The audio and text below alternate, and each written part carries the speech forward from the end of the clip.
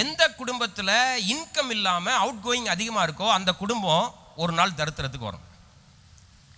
Out going இருக்கலாமா? இருக்கலாம். ஸ்விக்கியில் order பண்ணலாமா? பண்ணலாம்.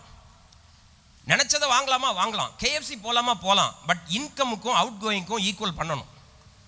ஆனால் இவர் அதில் கணக்கில் விட்டுட்டார். படித்தவர் தான், சொத்து கேட்டவர் தான், அப்பா உரிமை சொத்து எனக்கு உரிமைன்னு தெரிஞ்சவர் தான். ஆனால் இவருக்குள்ளே என்ன இல்லைன்னா, செலவு மட்டும்தான் இவருக்கு இருந்துச்சே தவிர வரவே இல்லை. சொல்லுங்கள், செலவு இருந்துச்சு, வரவு இல்லை.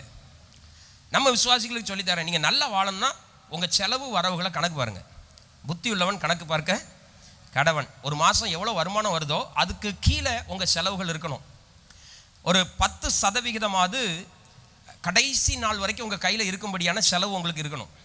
அப்படி இல்லாமல் வந்த முதல் நாள் 2வது நாள் கேஎஃப்சி, ஸ்விக்கி, அப்படி ஆர்டர், இப்படி ஆர்டர், காரில் ஆர்டர் பண்ணி போனேன், அங்கே போனேன், இங்கே போனேன், 11ஆம் தேதி பிச்சை தான் எடுக்கணும்.